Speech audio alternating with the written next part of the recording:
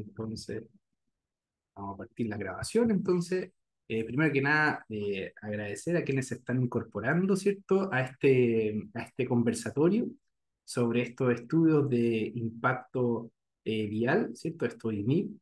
Y contarles por mientras, aprovechando que estamos con unos minutos adicionales por mientras que se conectan más personas, compartirles aquí, entonces vamos a compartir un poquito la pantalla. Recuerden, este es la charla de hoy. Hoy día vamos a hablar de estos estudios de impacto de movilidad, de mitigación, ¿cierto? De situación actual, vamos a hablar un poquito de eso. Bueno, quienes no me conocen, por mientras, y aprovecho de presentar, mi nombre es Sebastián Seriani, yo estoy acá desde la Escuela de Ingeniería, Construcción y Transporte de la PUCB, acá en Valparaíso, y nos ha interesado mucho esta posibilidad de invitarles a cada uno de ustedes a poder participar de estos conversatorios, especialmente en temas como este, de estudios de impacto vial, ¿cierto? En el sentido más amplio, combinando la idea de la movilidad, ¿cierto? Con las lógicas propiamente que implica eso. Así que también en ese sentido estamos potenciando esta interacción con ustedes. Tenemos hoy día un invitado especial. Tenemos acá el invitado Francisco Ceballos, ingeniero de transporte, ex alumno de la escuela también, que nos acompaña en, en- en esta oportunidad. Eh, Así que, y como les digo, esto está en el marco también de la cantidad de cursos que ofrecemos y de las posibilidades que tenemos también de ir complementando la práctica con la academia y el acercamiento, la vinculación con el medio, ¿ya? Entonces, también queríamos aprovechar esta oportunidad. Ahí les pido, no sé si hay alguien que está con el micrófono encendido, que se escucha un poquito un ruido externo. Ahí les pedimos eso, ahí que nos ayuden un poquito con silenciarse si es que hay un poquito de ruido exterior.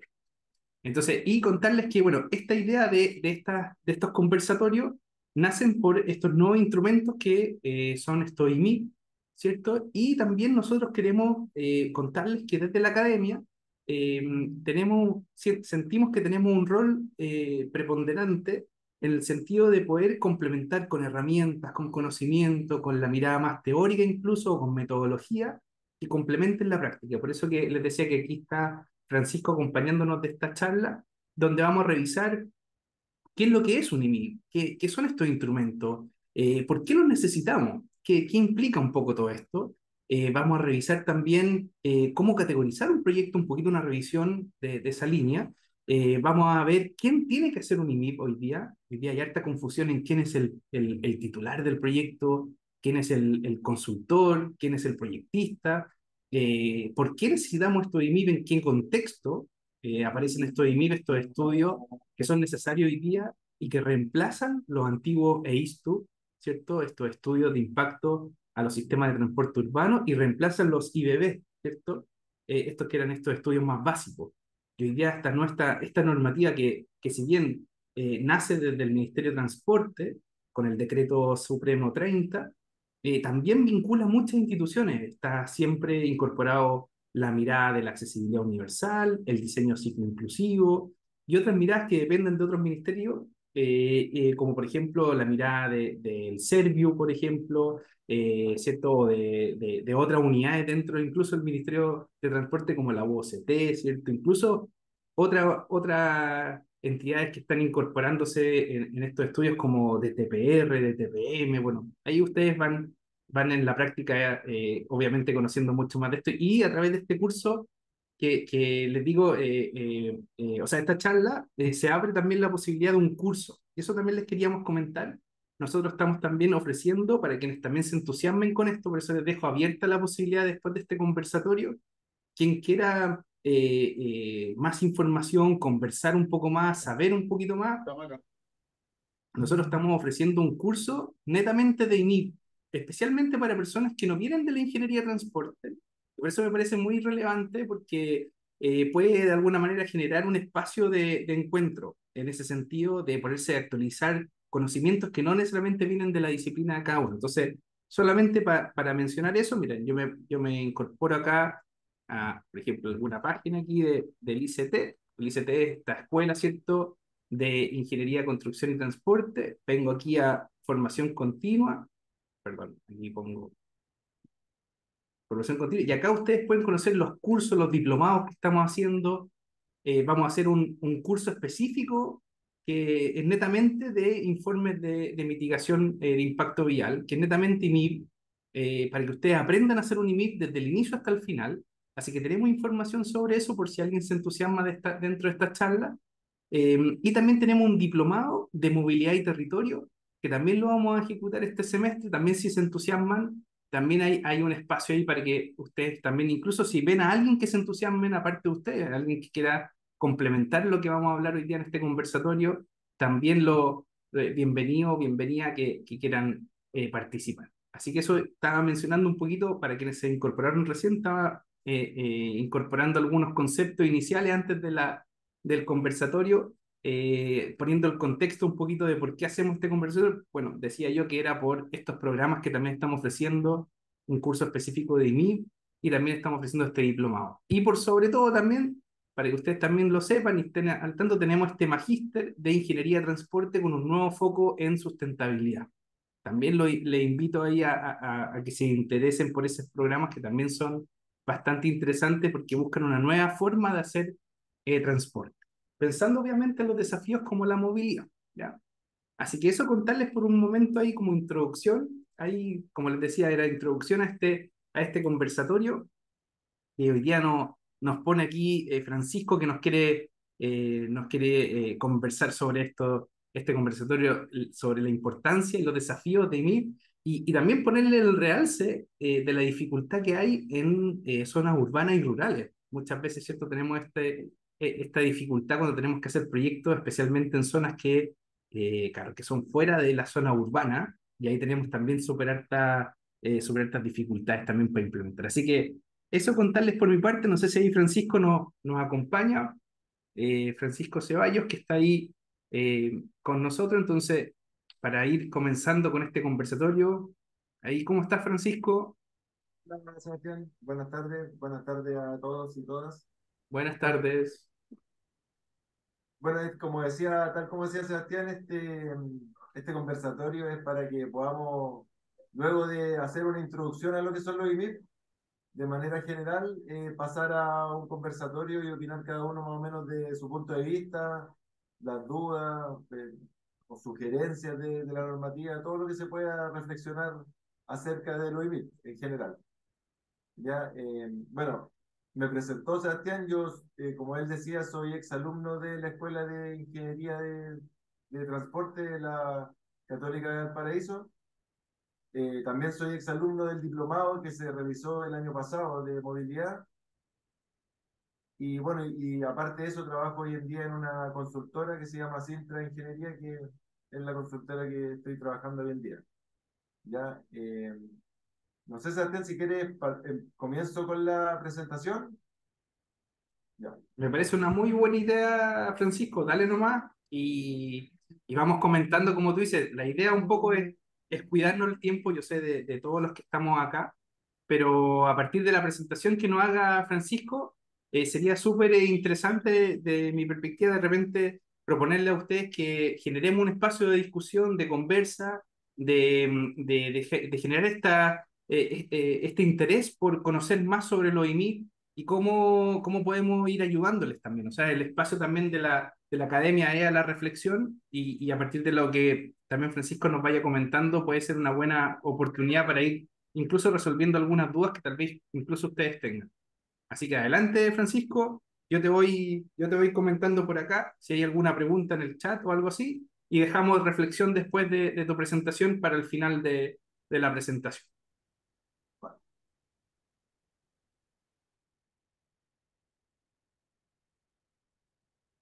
Ya,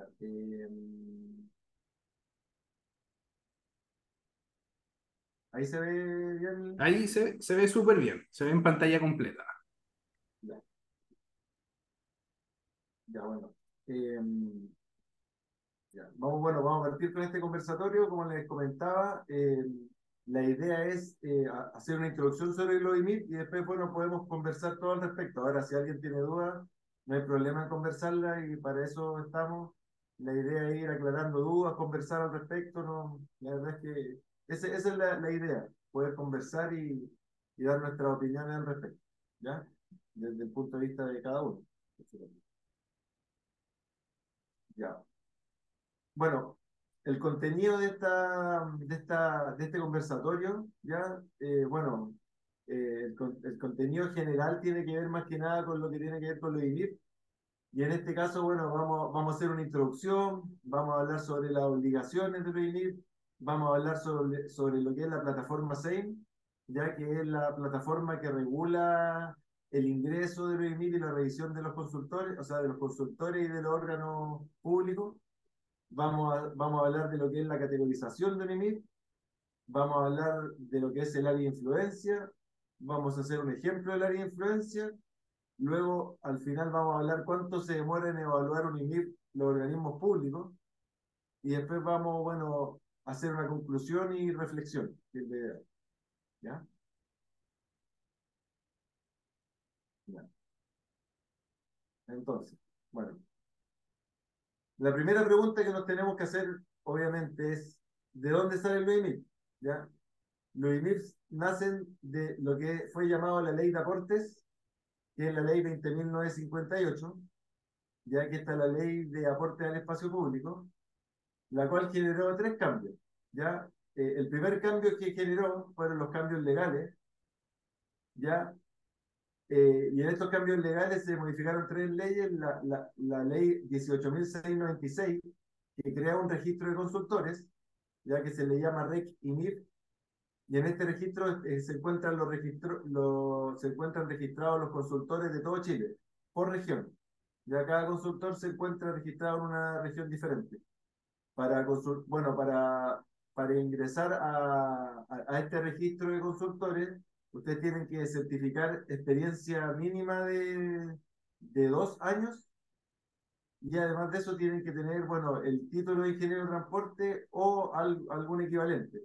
Y también pueden usar o sea, pueden tener ¿cómo se llama? Un postítulo de transporte y también les serviría para que ustedes se puedan registrar en este registro, que es el REQUINIT, que es donde se registran los consultores, ¿ya? Después la ley 18.695 que establece planes comunales de inversión, y la ley 19.175 que establece planes intercomunales de inversión. En realidad, planes comunales e intercomunales, como la palabra lo dice, son planes de inversión que se generan en zonas pequeñas como comunas o intercomunales ya para conectar dos comunas. Por eso de ahí viene la palabra intercomunal, ¿ya? Estos planes tienen que ser generados por las municipalidades para luego de recibir los fondos que reciben de la ley de aporte y pueden generar proyectos, ¿ya? Pero estos proyectos tienen que estar destinados a infraestructura de transporte, no puede ser solamente para eso, lo dice así la normativa, ¿ya? El otro cambio que generó la ley de aportes es un cambio normativo, ¿ya? En el decreto supremo número 14 que modifica la OCU, ¿ya? En lo relativo a lo que es el aporte al espacio público. Y Ahí por último, sí. Permitir. así es. Bueno, como les comentaba, después el último cambio que se hizo acá fue un reglamento, ya y el reglamento es el decreto supremo número 30, y ese es el reglamento más importante para nosotros porque indica toda la normativa acerca de los IMIP, ya, y en este se puede ver, bueno, aquí también se ve cómo se hace el sistema de movilidad de proyectos de crecimiento urbano, ya este reglamento afecta al sistema de movilidad, ya, entonces, ahora, bueno, en la próxima presentación vamos a concluir algunas cosas más de lo que es el decreto número 30. ¿Ya? ¿Cuáles son los principios de la ley de aporte al espacio público? Los principios fundamentales son tres, ¿ya? Primero, universalidad. Universalidad. todos los proyectos inmobiliarios públicos y privados deberán mitigar y o aportar, ¿ya? El segundo principio básico de esto es la proporcionalidad, que indica que las mitigaciones serán equivalentes a las externalidades generadas por el proyecto, ¿ya? Es importante destacar que los proyectos no se van a hacer cargo de un déficit histórico, ¿ya? Pero eso, bueno, depende al final, eso queda muy, la ambigüedad de eso, porque déficit histórico depende, eso lo puede entender cada persona como lo quiera entender. Entonces ahí es algo ambiguo que quedó, pero es como el fundamento de la ley, es lo que pretende. Y, ya, y después, por otro, el otro principio fundamental es la predictibilidad. ¿Ya? Y la predictibilidad tiene que ver con que las mitigaciones y aportes se calculan según métodos objetivos y en base a procedimientos y plazos predefinidos y estandarizados. ¿Ya? Esto quiere decir que, obviamente, si yo voy a generar un centro comercial o un local comercial de 300 metros cuadrados, no me va a exigir lo mismo que para uno de 2000 metros cuadrados. ¿Ya? Depende de cada proyecto lo que le va a exigir la normativa.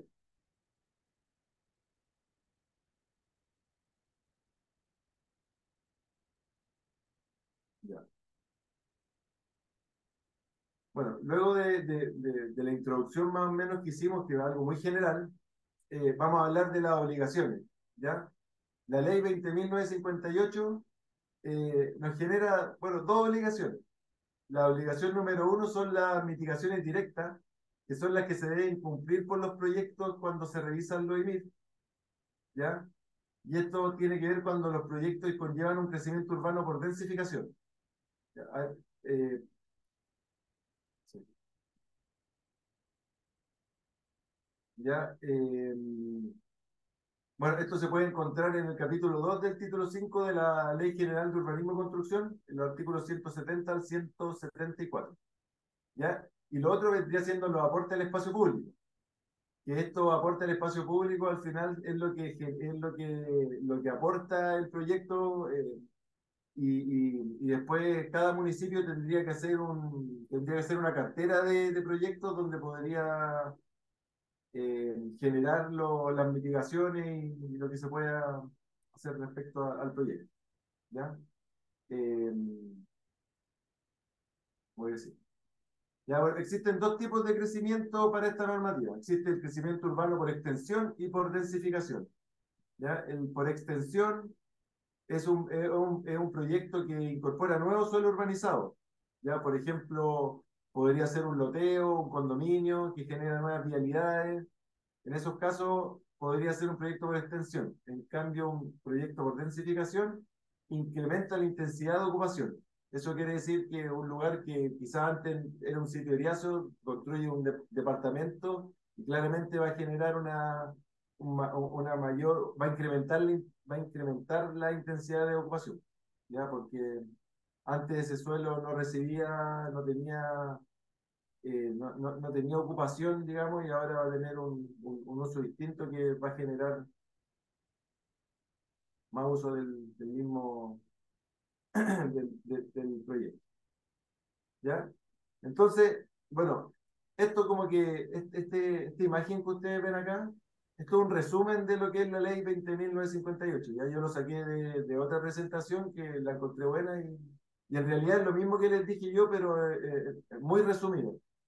Ya, bueno, habla de los principios de la ley, que lo hablamos, que son universalidad, proporcionalidad, predictibilidad, y habla de los objetivos de la ley. Los objetivos de la ley tiene, por decirlo así, tiene dos patitas, por decirlo así. Tiene una que es las mitigaciones directas y la otra es que son aporte al espacio público. Las mitigaciones directas es lo que hoy día vamos a hablar, porque de ahí salen los informes de mitigación vial, que antiguamente eran los estudios de impacto asociados al sistema de transporte urbano, los EISTU, o los informes viales básicos. Eso era lo que se hacía antiguamente, ahora se llaman informes de mitigación vial, ¿ya? Y estos informes de mitigación vial lo que buscan ejecutar son medidas de mitigación en el área de influencia determinada por el proyecto. ¿Ya? Las medidas de mitigación pueden ser demarcaciones verticales, horizontales, mejoramiento de calzada, mejoramiento de vereda. La idea es mejorar de la mejor forma la movilidad del área de influencia. ¿Ya? Y la movilidad, como todo, como la mayoría quizás de los que están acá saben, se enfoca primero en los peatones, se enfoca en los ciclos, se enfoca en el transporte público y por último se debería enfocar en el transporte privado.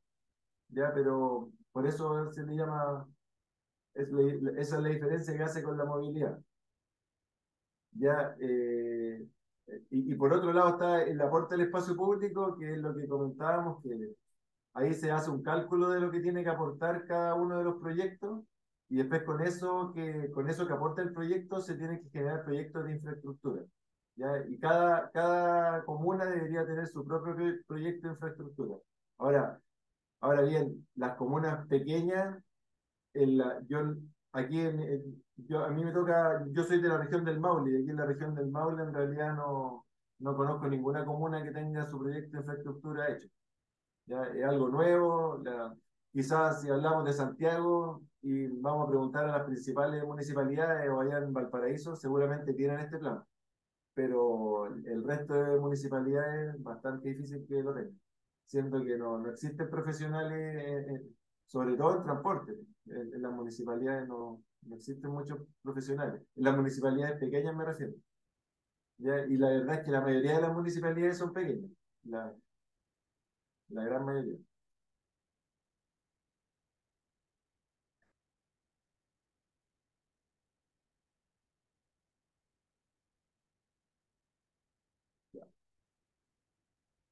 Bueno, ahora vamos a hablar ya directamente de lo que es la plataforma SEIM.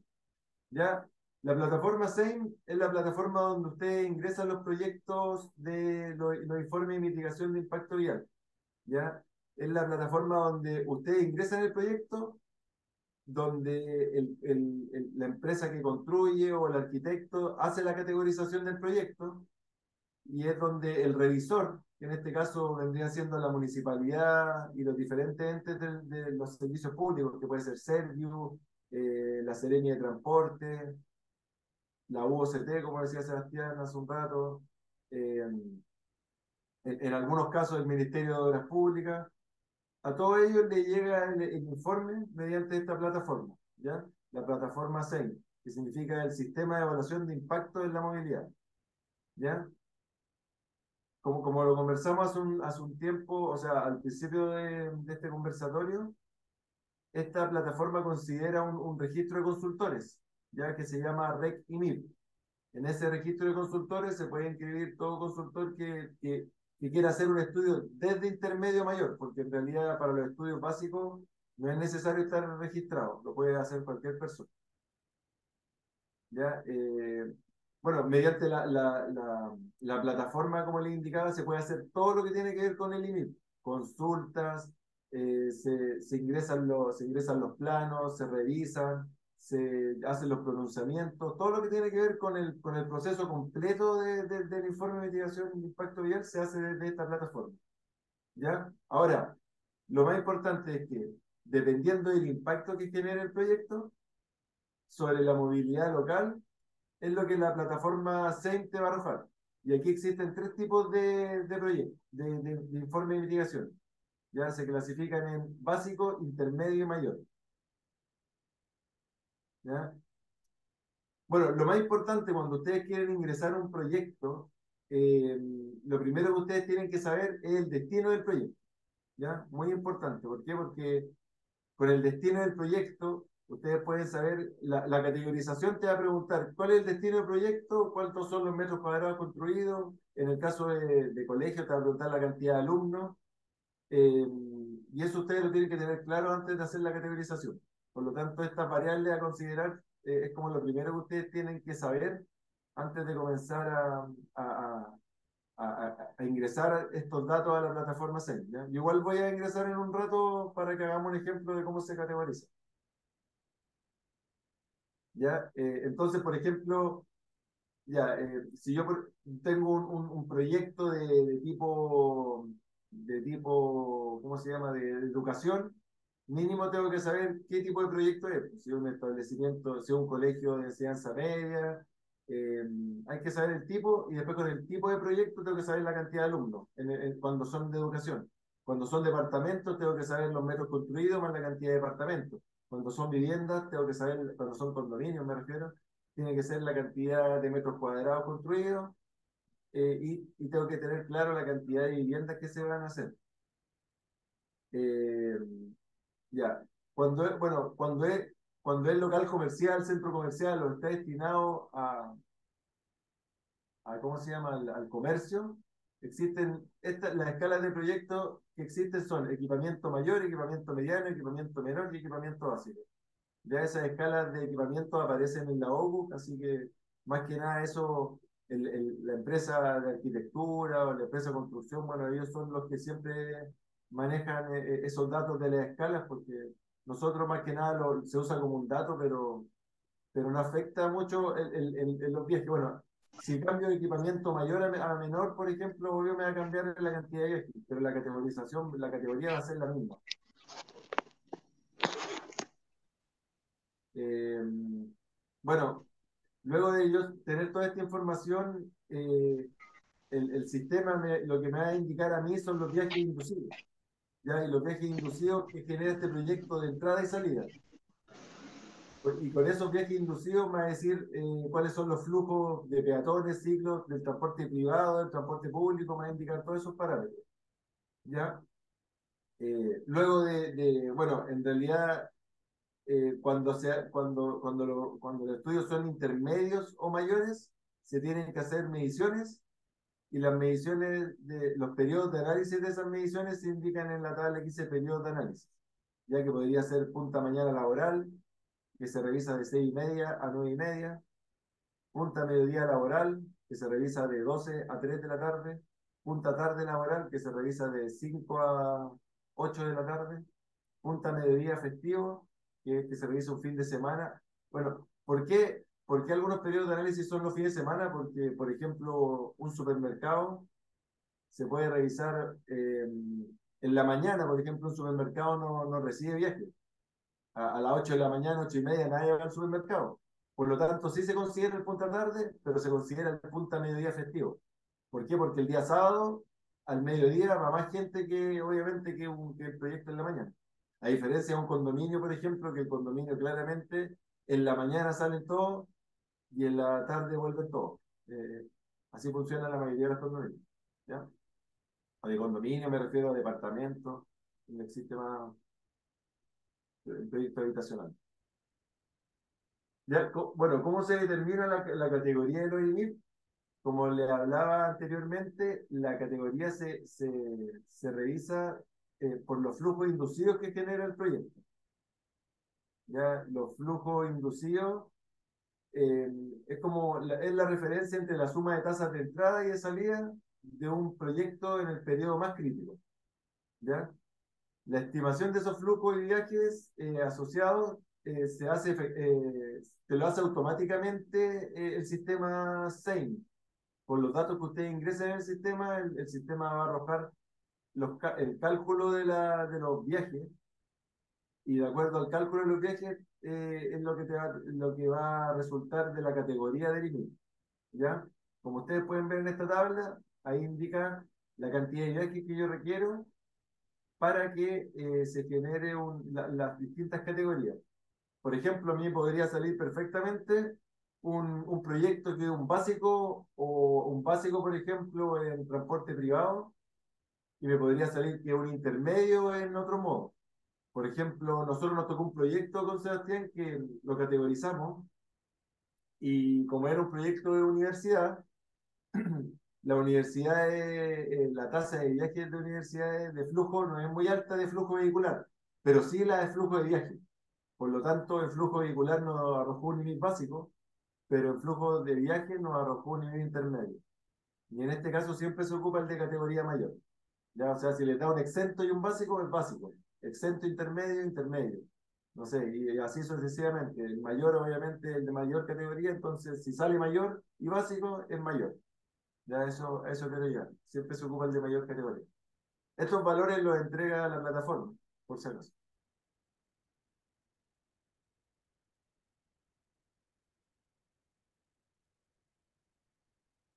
Ya, entonces, bueno, como ejemplo, voy a ingresar a la plataforma 6. ¿Se ve la pantalla? ¿Cuál estoy compartiendo, Sebastián? Estás compartiendo todavía la presentación Ya, creo que del PowerPoint. Sí. Ahí aparece un ejemplo de categoría. Ahí aparece.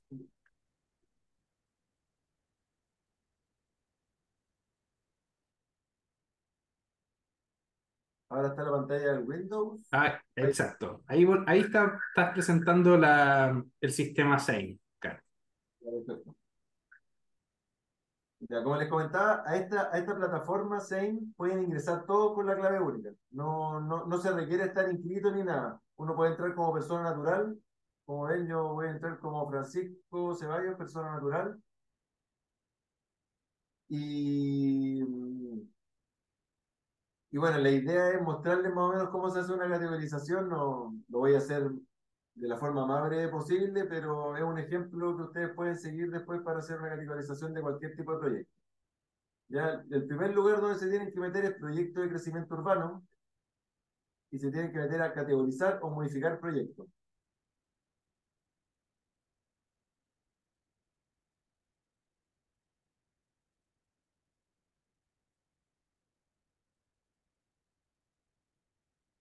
Ahí sí, ya.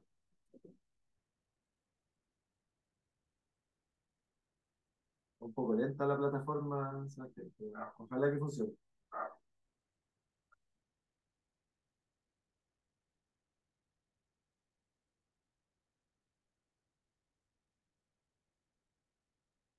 Veamos si resulta. De repente está en mantención muchas veces, así que también. Pero la verdad es que la plataforma ha tenido varios problemas, así que en Ujú. caso de que no funcione, por último les voy a mostrar un simulador. Eso también puede ser si tú quieres. Sí. ¿Sí?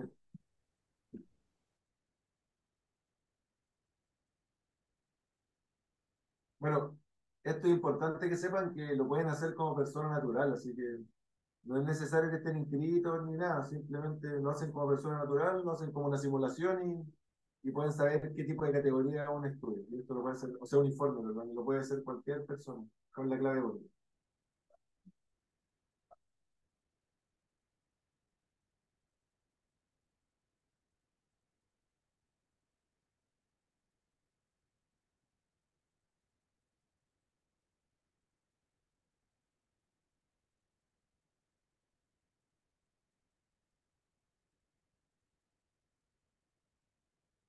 ¿No?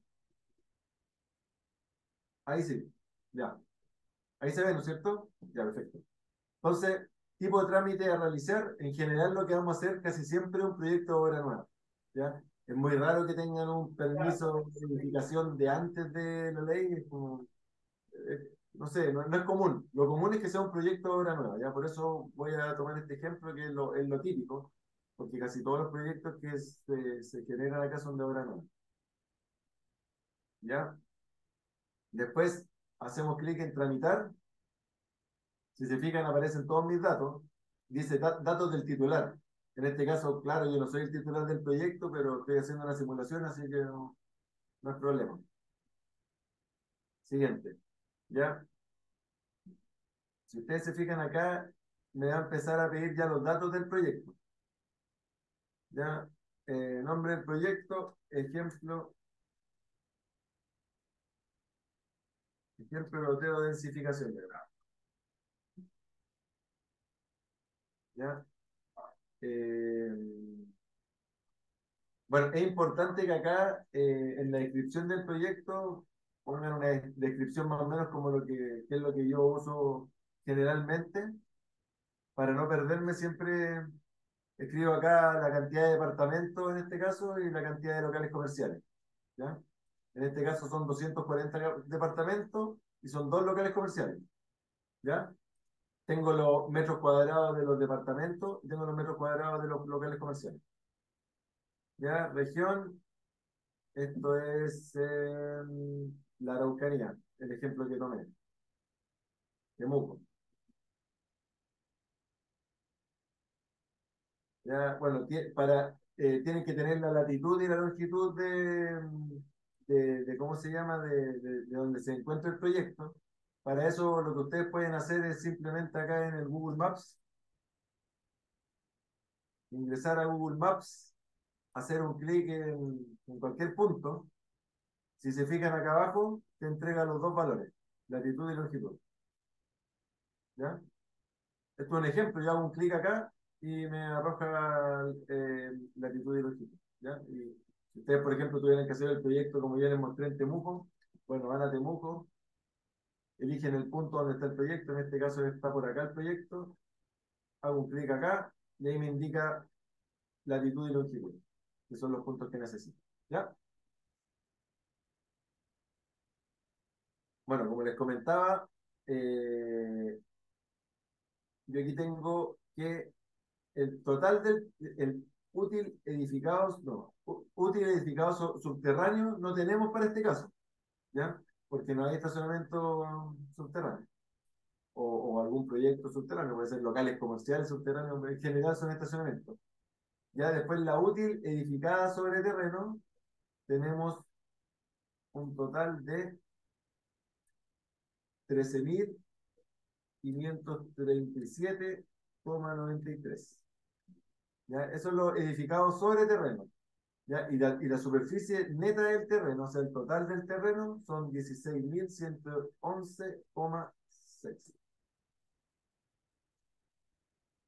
Estos valores ustedes los tienen que tener claros para cuando vayan a hacer su categorización, como les comentaba anteriormente.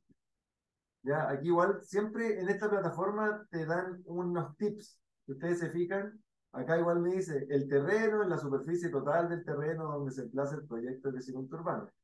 Me dicen lo que es edificada, lo que es útil edificada, ¿ya? Eh, entonces, es siempre importante que se tenga esa información. ¿Eh?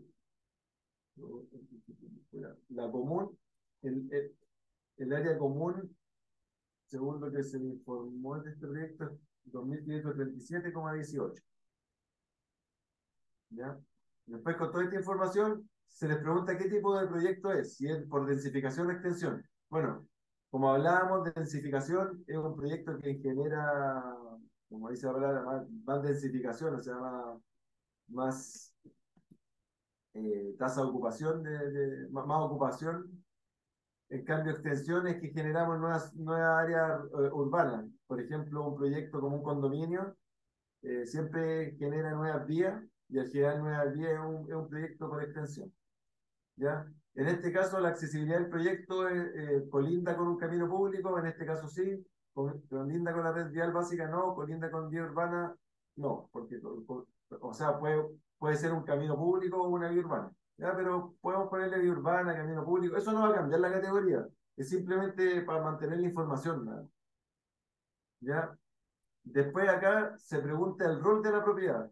El rol de la propiedad ustedes lo pueden sacar directamente del servicio de puesto interno, pero el rol de la propiedad lo deberían tener claro porque el proyecto que ustedes van a generar ya debería tener un certificado de informaciones previas mínimo. Y en el certificado de informaciones previas debería aparecer el rol y ver si en ese lugar donde ustedes quieren hacer el proyecto se puede construir este tipo de proyecto. Pero eso lo debería ver antes que usted se comience con el informe de mitigación vial, eso lo debería revisar la misma empresa que va a construir, o el arquitecto en este caso. ¿Ya? Nosotros se supone que llegamos cuando el proyecto está listo y llegamos más que nada a hacer lo que es el informe de mitigación.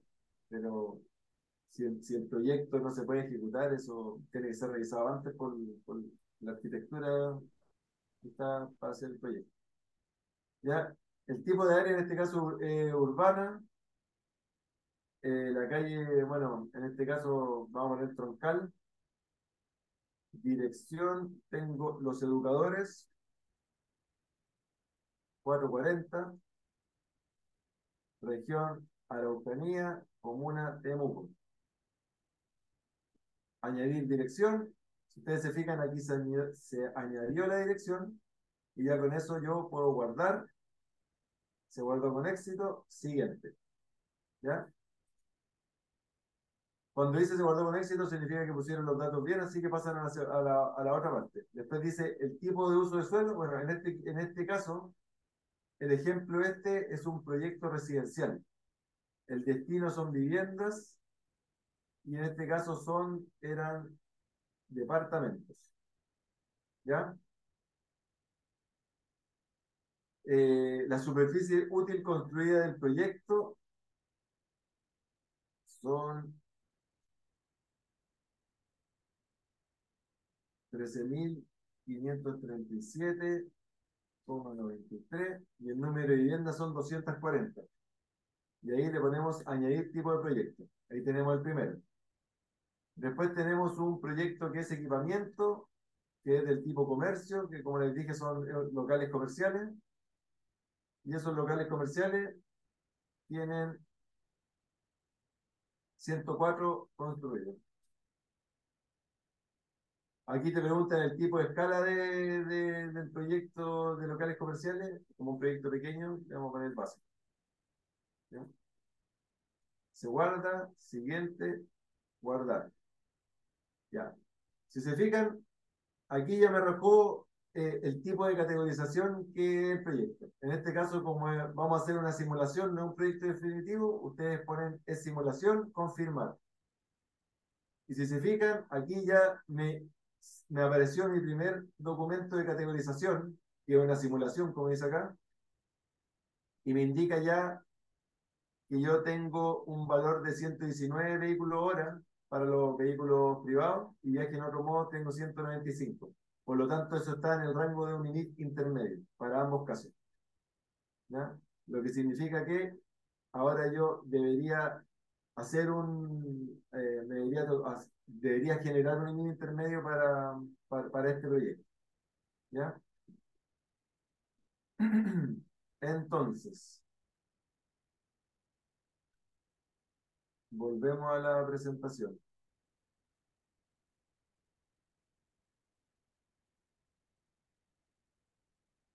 Ahí.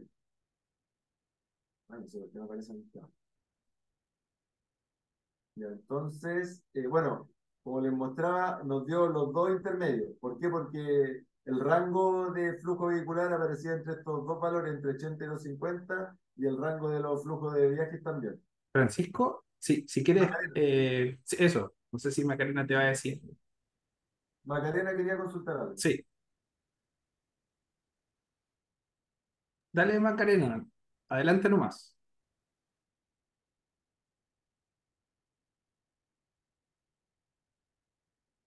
¿Me escucho ahora?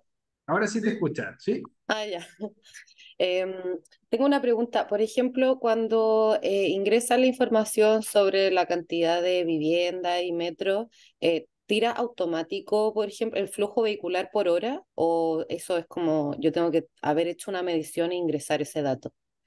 no. El flujo en realidad lo tira automático. Automáticamente la plataforma te dice, este es el flujo que te da tu proyecto. Mira, si voy a mostrar un. Acá tengo un ejemplo, bueno, de una simulación también como la que vimos. Si te fijas, acá indica que esta simulación por lo menos arroja un valor de 21 vehículos horas de viaje. Te podemos pedir, Francisco, que compartas la pantalla a modo de presentación completa, perdón. Está como... Sí, lo que pasa es que estoy tomando la eh, pantalla, las dos pantallas siempre me pasa lo mismo. Claro, Ahí ahí, ahí no. sí. Ahí sí, perfecto. Muchas gracias. Ahí se ve bien. Si ustedes se fijan, en realidad ahí te indica los vehículos por hora y los viajes, y eso te lo hace automáticamente el sistema. Lo bueno para que ustedes sepan es que este certificado de simulación es antiguo, ¿ya? ¿Por qué antiguo? Porque el nuevo que hicimos recién en este ejemplo que tomamos, si se fijan, por suerte ahora dice la cantidad de metros cuadrados que tiene el proyecto. Antes no lo decía. Entonces ahora es más fácil para el revisor también ver si puso los metros cuadrados que le corresponden al proyecto. Porque antiguamente podía ser que eso no apareciera y para verlo tenía yo que ingresar al sistema como revisor. ¿Ya? No sé, Macarena, si eso responde a tu pregunta o Sí, súper. Muchas gracias. de nada. Ya, entonces, bueno, aquí puse unos ejemplos de lo que son las categorizaciones, ¿ya? Si se dan cuenta antes, acá por ejemplo, salían los que era un centro comercial, supermercado, bodegas industriales, pero no te indicaba cuántos metros tenía cada uno. Entonces eso era mucho más difícil para un revisor. En cambio, hoy en día ya estamos viendo que la plataforma tiene algún cambio porque esto no es tan antiguo y ya están mejorando esas cosas que hay que ir mejorando a poco. Esta plataforma es nueva, así que claramente tiene bastantes errores. Ya, bueno, ¿qué sacamos? Bueno, como nosotros aquí tenemos que tener dos puntos de vista. El punto de vista de la empresa que va a hacer el proyecto y el punto de vista, bueno, en realidad son tres puntos de vista, del que revisa, del que ejecuta, del consultor y de la empresa constructora. ¿Por qué? Porque el área de influencia al final es lo más importante para la empresa que va a construir para saber lo que podría mitigar su proyecto. Incluso algunas empresas podrían, antes de construir, saber qué le van a pedir, porque varios proyectos podrían no ejecutarse por las medidas de mitigación que les pueden tocar. Por ejemplo, justo me tocó a una cuadra de la intersección donde se requiere un semáforo. Entonces, si me toca un IBI intermedio, el semáforo me lo van a pedir sí o sí, o un IBI mayor. ¿Ya? O justo me tocó en el lugar donde están todos los semáforos nuevos y la calle nueva. No puedo hacer mucho. Entonces, al final, como que yo creo que ahora, hoy en día, es importante ver dónde se encuentra el proyecto y ver qué me pueden pedir, porque algunos proyectos obviamente se van a caer por los costos de las mitigaciones. Pero eso, bueno, es un tema que vamos a conversar al final. ¿Ya? Entonces, el área de influencia viene determinada por estos nodos que te indica la categorización. La categorización que vimos como ejemplo indicaba que nosotros teníamos bueno, siempre se ve las intersecciones de transporte privado son dos y las de viaje en otro modo son tres.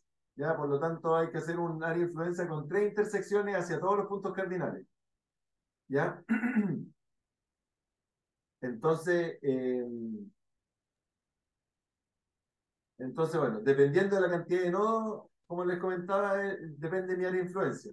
En el caso de los básicos, el área de influencia siempre es un nodo, siempre. Entonces, si es un nodo, no se puede ir a los cuatro puntos cardinales, no se puede ir solamente a los puntos desde el acceso hacia el punto, hacia el norte, hacia el sur, hacia el oriente o hacia el poniente, pero siempre son dos puntos, o sea, en general. No sé en realidad, Sebastián, si te ha tocado alguna vez un IMIP básico que tenga más de dos puntos, pero deberían ser los dos puntos hacia cada uno de los puntos Bueno, de hay veces que me ha tocado cuatro en el sentido que es toda la cuadra, por ejemplo. Ya, Porque el proyecto tiene accesos por un lado de la calle y tiene accesos por otro lado de la calle. Algunos proyectos que hemos hecho acá en la escuela. Sí. eso Sebastián, es importante, bueno, que como dice Sebastián, depende de la cantidad de accesos. Pues si me tocan dos accesos, yo tengo que mitigar o sea, una intersección en cada acceso, para cada sentido. ¿Ya? Así que depende del acceso. Es importante, bueno, saber el espacio público de donde está el proyecto emplazado, los tramos de vía que enfrentan el proyecto, ya la superficie, bueno, cuando hablamos de área de influencia, tenemos que tomar la superficie completa ¿cómo se llama? De la línea de edificación a la línea de edificación. Eso quiere decir que tenemos que tomar la vereda o la acera, tenemos que tomar la calzada, ciclovía, todo lo que se encuentre entre la línea de edificación, ¿ya? O la línea oficial. Bueno, para un básico, de no existir una intersección a 500 metros, se tomaría la influencia hasta los 500 metros en cada uno de los sentidos, ¿ya? Por ejemplo, no sé, a mí me puede tocar un IMI básico justo en la carretera, y en la carretera no voy a tener una intersección fácil en 500 metros para ninguno de los dos lados. Entonces, ese sería como mi límite, ¿ya? Este es el típico ejemplo disculpen, que se mostró, bueno, en el ministerio desde las primeras charlas que se hicieron del IMIP. Si ustedes se fijan, es lo mismo que les dije yo, indica que donde está el acceso, yo tengo que tomar una intersección en cada una de las rutas principales de entrada y salida, ¿ya? Para este caso, yo puedo tomar un nodo hacia arriba y un nodo hacia abajo, pero ya no puedo tomar más. ¿Por qué? Porque mi acceso está por acá. Si mi acceso estuviera en este lado y en este lado, tendría que tomar y tendría que tomar este y este. Ya, si mi acceso estuviera acá, como les comentó Sebastián, depende de dónde tenga acceso. En general, los proyectos se hacen con un solo acceso, lo que me ha tocado ver a mí, pero también existen proyectos con más de un acceso, como todas las cosas, existen excepciones. ¿Ya? Esto es mi básico, entonces, lo más simple, el área de influencia en general no abarca mucho terreno, pero, pero eso es lo que te pueden exigir en un básico como área de influencia, ¿ya? Después, bueno, viene un IMIN mayor, y acá ya se pone un poco más complejo el tema, y acá créanme que una empresa tiene que preocuparse bien de la influencia que le va a tocar, porque mitigar todos estos puntos no es algo que... No es, todas las especialidades que se tienen que mitigar de tránsito son bastante complejas y no lo hace mucha gente. Entonces, es bastante, tiene un precio bastante elevado las mitigaciones en general, hay que considerarlas antes de, bueno, como recomendación. Ya, entonces, en un nivel mayor, yo tengo que avanzar, por ejemplo, si me dice que tengo 5 intersecciones, yo tengo que avanzar 5 intersecciones hacia el norte, 5 intersecciones hacia el este, 5 intersecciones hacia el sur, 5 intersecciones hacia el oeste. ¿Ya? Y aparte tomar toda la intersección entre medio, y me quedaría como esta figura, ¿ya? Y ahí tengo que, ahí, como área de influencia, tengo que hacer un catastro de todo lo que se encuentra en esos puntos, entre las líneas oficiales, como les comentaba. Y en ese catastro tengo que saber dónde están las calzadas en mal estado, dónde están las veredas en mal estado, dónde se encuentran los paraderos en mal estado, dónde no hay paradero y se puede agregar paradero, dónde se pueden mejorar las condiciones de movilidad para los peatones, para los vehículos, para todos los actores del sistema de movilidad. ¿Ya? Bueno, acá como puso un ejemplo de un proyecto que nos tocó ver en la comuna, bueno, aquí en Talca, cerca de Talca, ya donde se nos generó, como ustedes ven, bueno, este es el caso que les comentaba, este es un intermedio básico, pero al final se toma como intermedio de 3 intersecciones. El acceso para este proyecto se encontraba en esta calle y tenía, bueno, el acceso 2 y el acceso 3 en estas dos otras calles. Entonces, obviamente, el área de influencia tiene que ser 3 intersecciones en este acceso para todos los puntos y 3 intersecciones en este acceso para todos los puntos cardinales. ¿Ya? Obviamente aquí también depende quién le revise, quién va a revisar el estudio, pero en general uno debería tratar de tomar las 3 intersecciones más importantes hacia los distintos puntos cardinales. No voy a tomar pasajes, por ejemplo, porque los pasajes no son rutas de entrada y salida. Voy a tomar solamente las calles principales. ¿Ya? Entonces, si ustedes se fijan, acá esta vez Macarena. No, Perdón que pregunte tanto, es que lo encuentro bien entretenido. Pero, por ejemplo, ¿qué pasa si es que yo tuviera, no sé, un mall o algún centro comercial y tuviera un acceso como específico solo de camiones? Igual iría como en una categoría como especial o sería como el flujo total o cómo tendría que tomarlo en cuenta. mira, No sé si me explico. sí, no, te entiendo Ah, ya. perfectamente.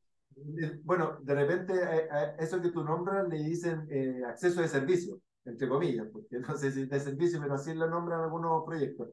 En realidad, si tú vas a hacer un acceso, como lo comentaba en algún momento, imaginemos en este proyecto rojo de acá sea un mall, ¿ya? Si tú vas a hacer el acceso de camiones por acá y vas a hacer el acceso de peatones y vehículos por acá, tendrías que igual, esto tendrías que considerar las 3 intersecciones hacia todos los puntos cardinales desde este punto y desde este punto, aunque sea solo para camiones, ¿ya?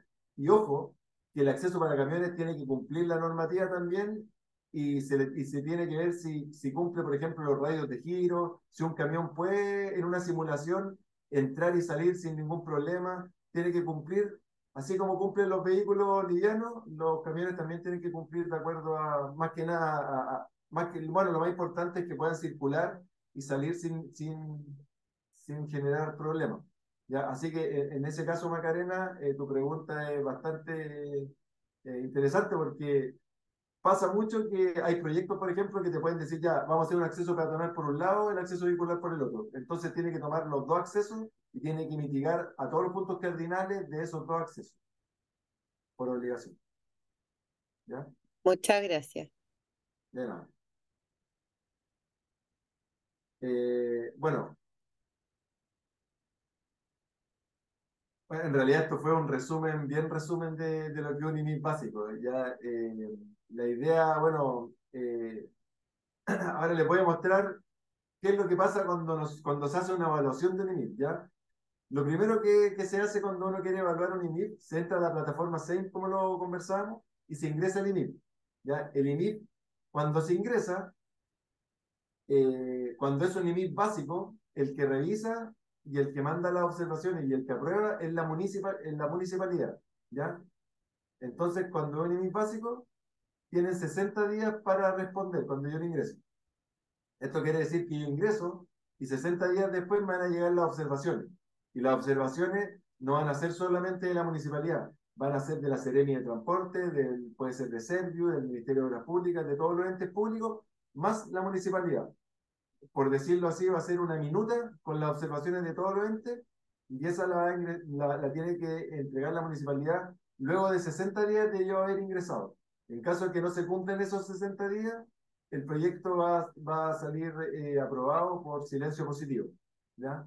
Yo la verdad es que nunca me ha tocado eso y he tenido varios proyectos atrasados, pero nunca me ha tocado silencio positivo, así que no sé cómo es el proceso, pero existe la forma de apelar a ese silencio en caso de que no se respondan en las fechas que se tienen que cumplir. Ya, luego de esos 60 días, me llegan las observaciones como consultor, las tomo y tengo 30 días para responder. ¿Ya? Yo respondo las observaciones y luego ellos tienen 30 días para responderme para si están de acuerdo con lo que yo respondí de las observaciones o no están de acuerdo y se rechaza el email. O sea, ahí está la instancia de aprobar o rechazar. Ahora, igual en algunas regiones está la suerte de que los servicios públicos dan la posibilidad de generar una última versión por si se te pasara, porque de repente a uno se le puede pasar una señal o se le puede pasar cosas simples, dan la posibilidad como de generar el último arreglo antes de decirte rechazado, no sé, porque se te olvidó instalar un pare en una intersección. ¿Se entiende? O sea, se puede llegar como a esa instancia con algunas de las regiones, no con todas. Todo depende del revisor. ¿Ya? Macarena. ¿Qué pasa cuando, por ejemplo, se reciben observaciones diferentes desde los distintos servicios? ¿Cómo el consultor decide cuáles acoger y cuáles no? ¿Estamos hablando de la primera instancia o la segunda? De la primera, así como lo ingreso y me llegan las minutas de observaciones de la MUNI, del MOB, del MTT, y, por ejemplo, me están pidiendo cosas distintas cada uno. Sí, lo que se hace es que en realidad, en este caso, el que genera la minuta de observaciones, él debería tener claro el decreto. Entonces debería solicitar solamente las observaciones que sean exigibles. Él no debería exigir otras cosas. Pero yo he visto que en la mayoría de los servicios públicos lo que hacen es que agarran todas las observaciones, sea lo que sea, lo copian y generan una minuta con las observaciones totales. ¿Ya? Pero la persona del municipio, o bueno, en la Seremi es más probable que la ordenen, pero en los municipios pequeños, como les comentaba yo, ellos que agarran todas las observaciones y las copian y las pegan en un documento en una minuta. Pero ellos son los que ellos deberían como ordenar de lo que es fuera de norma a lo que no es fuera de norma. ¿Ya? A mí me han pedido cosas fuera de norma y en la minuta igual viene, entonces debería ser la Seremi o el municipio quien determine si la observación cumple o no cumple lo que indica el decreto. Pero bueno, la verdad Macarena, si te toca a ti generar esta minuta, yo te recomiendo mejor agarrar todas las observaciones y dejar todo, ¿no? Total, si el consultor tiene alguna que está fuera de norma, él te lo debería indicar. Muchas gracias. ¿Ya?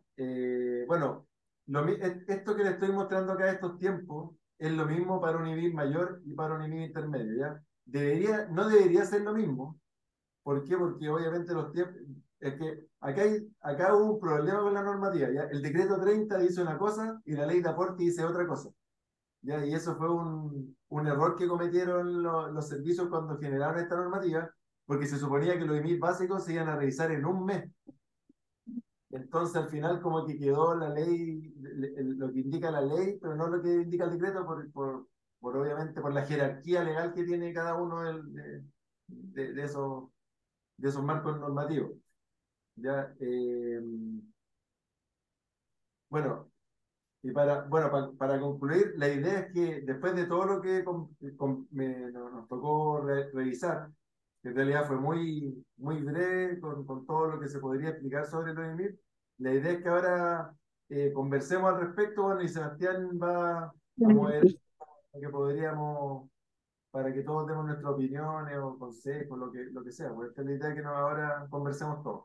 Y gracias por las preguntas, siempre se agradece, para que no sean para que por lo menos se vea que alguien está prestando atención ahí a la conversación.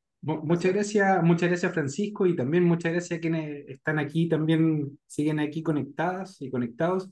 Dejo abierto el espacio para preguntas, para comentarios, reflexiones. Si alguien quiere levantar la mano, bueno, o a viva voz ahí, lo puede hacer. Básicamente nuestra idea es promocionar la posibilidad de que más gente se entusiasme con esto de los IMI. Como les contábamos al principio con Francisco, estamos también ofreciendo un curso sobre IMI y también donde ustedes pueden profundizar, aprender a hacer las mitigaciones, hacer los levantamientos, hacer el área de influencia con más detalle. Ese curso dura un mes y son los viernes y los sábados, así que feliz también si quieren conocer un poquito más de eso y se incorporan, sería espectacular. Y también tenemos un diplomado, como les digo, también, eso también es una alternativa.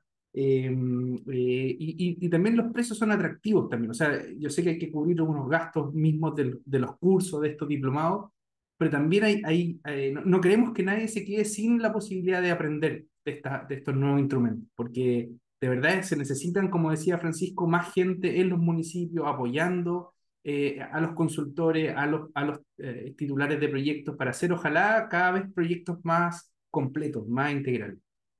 Por cierto, acuérdense que también tenemos el magíster de Ingeniería de Transporte por si alguien quiere también, como decía Francisco, incluso tener esa especialidad de transporte o ese postítulo, podría ser perfectamente este magíster, por ejemplo, para poder registrarse después en este registro de consultores. Eso avalaría directamente la posibilidad de que ustedes puedan incorporarse sin tener necesariamente el pregrado de Ingeniería de Transporte. Así que, bueno, esa es también la invitación a que ustedes se incorporen a lo que ofrecemos también como parte de la universidad y también, por cierto, asistencia técnica. Si alguno de ustedes también necesita apoyo a un proyecto y quiere también necesitar algún apoyo desde nuestra parte en la universidad, justo como decía Francisco, hacemos hartos también y bueno, yo me quedo con hartas reflexiones también, así que, pero quiero dejarles la palabra a ustedes si se entusiasman con mencionar algo. No sé si alguien quisiera tomar la iniciativa, pero yo creo que hay varios temas.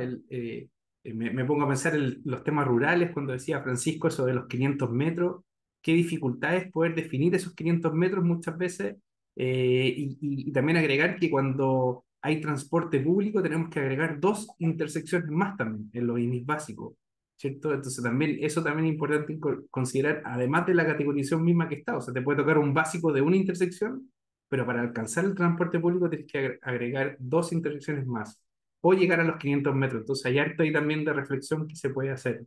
Y también me quedo con otra reflexión que también ahí Francisco puede expandirla un poquito más, pero me quedo con otra que es respecto a cómo los proyectos tienen que ser desde el comienzo desde una mirada integral. No basta con decir, mire, yo hice el limit, ya lo dejo ahí y después le tocará, se aprueba o lo que fuera, y después le tocará al equipo constructor o al equipo que ejecute la obra, las mitigaciones y de repente le podamos traspasar indirectamente un problema a ese equipo constructor. O sea, hay que también pensar en el proyecto final y en ese sentido la mirada completa desde la arquitectura del proyecto, la ingeniería de transporte, obviamente la construcción misma, tiene que ir todo de la mano. Ojalá siempre vaya de la forma más integral posible. Conversada desde el inicio, acordada, que todos puedan tener un espacio para ir acomodando las diferentes lógicas con un criterio. Con un criterio común. Y me quedo con un tercer comentario ahí, que es respecto a cómo poder implementar estas mitigaciones de accesibilidad universal en lugares difíciles. Ahí algo dijo Francisco en lugares rurales, me refiero, en zonas patrimoniales.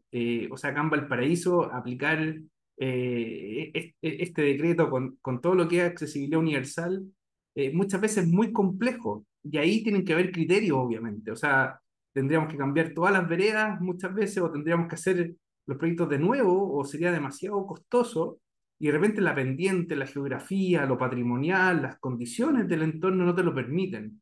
Entonces ahí viene el criterio profesional, que es un poco también lo que yo creo que deberíamos tener súper como incorporado al momento de trabajar. Entonces ahí, Francisco, como, claro, comentarte esas tres cosas. O sea, yo creo que interesante eso que nos presentas como tú decías, un súper resumen. Eso fue súper completo ahí. Y abrir el espacio para que ahí si quieres profundizar un poquito, Francisco, de estos temas y si alguien más quiere incorporarse a la discusión también, bienvenido, bienvenida también.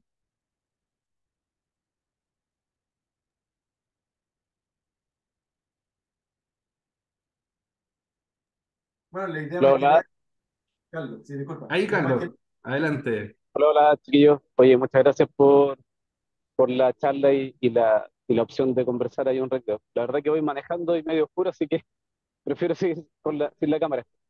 No te Mira, preocupes. eh, mira, sí, yo hay algo que he agradecido un poco de este cambio de los ACE2 a los IMIP. Creo que ha sido súper bueno el tema de la accesibilidad universal que se considera mucho ahora. O sea, es súper evidente el cambio que sucedió. Y, y por otro lado, que contempla mucho más allá de lo que antiguamente eran los ACE, que eran solamente los estacionamientos de vehículos privados. Entonces, hoy día tenemos que considerar el tema del transporte público, las caminatas, los ciclistas. Entonces, ha sido bastante bueno ese aprendizaje y el incorporar estas técnicas nuevas finalmente. A mí eso me ha gustado.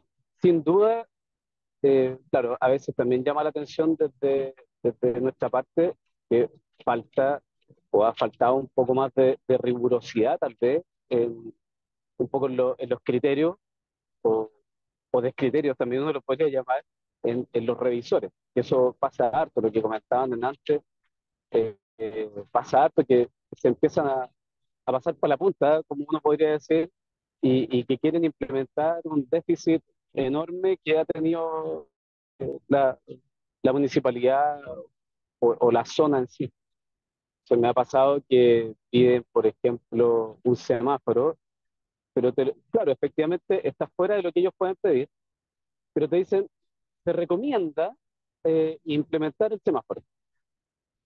Y después es como que uno llega al acuerdo en estas reuniones que muchas veces suceden, y es como que vuelven a insistir después. Entonces, ¿hasta qué punto se recomienda? Entonces, yo creo que lo que decía Francisco es súper cierto y creo que es súper necesario que los municipios tengan gente un poco más especializada eh, y que entiendan este cambio finalmente.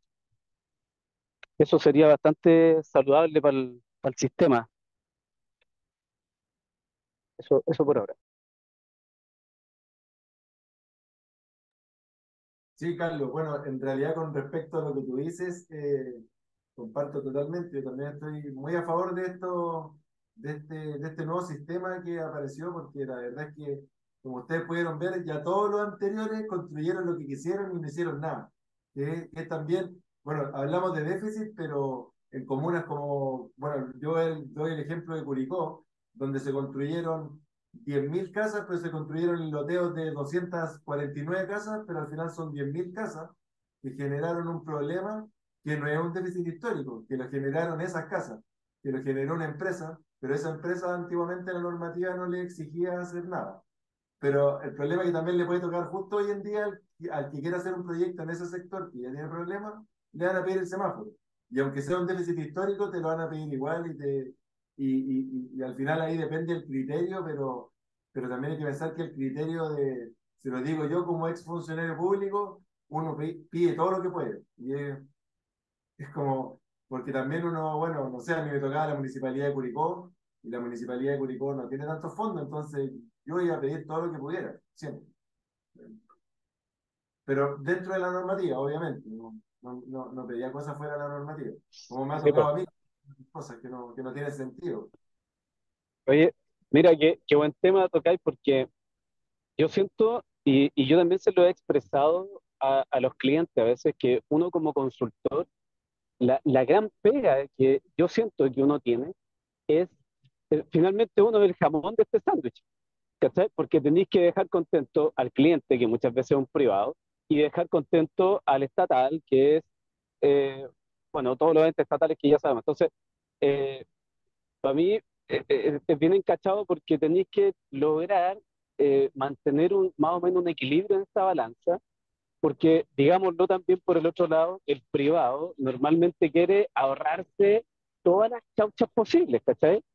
Entonces, en ese sentido es como, oye, pero vayan en medio de tu propio proyecto y de tus propios clientes. Entonces, yo creo que uno como consultor tiene, y yo creo que es el deber de uno, de decir, oye, ¿sabes qué? Yo creo que aquí es necesario que, no sé, pues, pongáis vallas peatonales, hagamos una cuestión en Cachapa para que el acceso a tu propio proyecto y también la misma venta del proyecto sea segura con una buena accesibilidad a los clientes y a los usuarios. Entonces, en ese aspecto, como consultor, siento que es súper encachada la pega, aunque por supuesto que a veces es bastante difícil. Sí, bueno, en realidad, como dice Carlos, es súper difícil. Imagínate yo, Carlos, que trabajo aquí en el Maule, aquí creo que hay un ingeniero de transporte en toda la región, en todas las municipalidades. Entonces, al final uno aquí tiene que esperar, obviamente, tiene que esperar, bueno, que te toque cualquier cosa. O sea, no me refiero a cualquier tipo de profesional, pero me refiero a que te llegue cualquier tipo de observación que no tiene que ver con la normativa.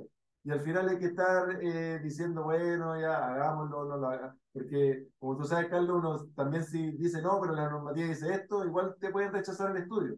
Aunque la normativa diga una cosa, porque llegar después a pelear, porque tu IMIP, no sé, llegar a pelear porque el IMIP te lo rechazaron y estaban rechazados, al final se demora más tiempo en ingresar, te demoran menos tiempo en ingresar uno nuevo. Entonces, como que al final ese es el gran problema. Pero sí, dale nomás, o sea, interesante Sí, ahí lo solo agregar a la conversación un poco lo que estamos ahí mencionando en el chat también, que me parece muy interesante también es otro punto, y tú algo lo dices también, Francisco, como esa dificultad de establecer criterios, incluso de lo que tú decías, incluso del área de influencia, o sea, mira, chuta, ¿tomo esta intersección o no tomo esta intersección? O el tema del semáforo, claro, ¿lo tomo o no lo tomo? ¿Hasta qué punto llega ese criterio? Y en algunos casos se pide para que sea posterior, ahí menciona el chat, y no.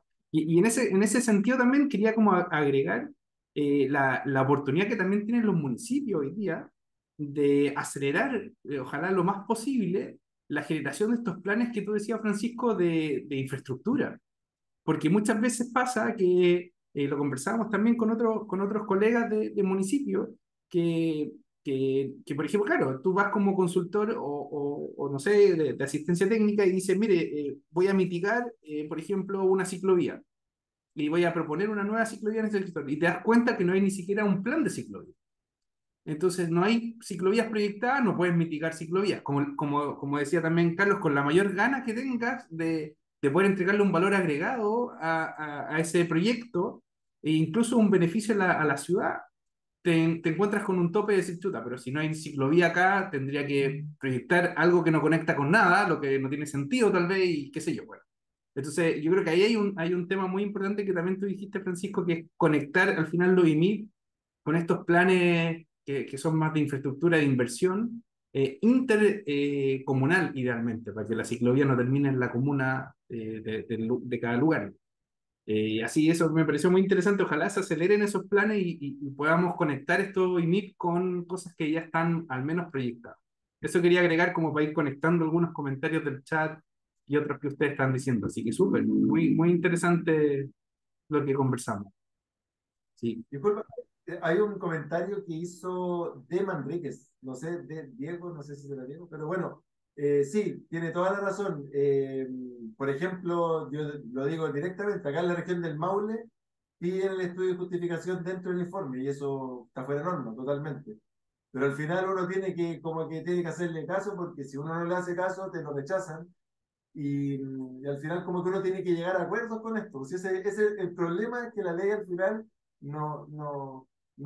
cada uno tiene su criterio y eso es un problema, porque debería ser unificado el sentido para todos, pero al tener cada uno su criterio, pasan estas cosas como las que dice, no sé si es Diego, pero bueno, Manríquez, que dice que en las regiones, en algunas presentan, le obligan a poner justificaciones de semáforo. Entonces eso, claramente eso no está en la norma. Por ejemplo, acá yo ingresé a un IMIB acá en Teno, que es un pueblito, y me pidieron poner GPS, un ejemplo. Y me rechazaron un IMIB por no poner GPS o cosas que no tienen sentido, que no son dentro de la norma, pero como lo dije en algún momento, entrar a la pelea tampoco conviene mucho, porque uno tiene que después presentar un recurso de reposición, el recurso de reposición dura es mucho más largo el proceso, entonces es mejor llegar a acuerdo. En conclusión, digo.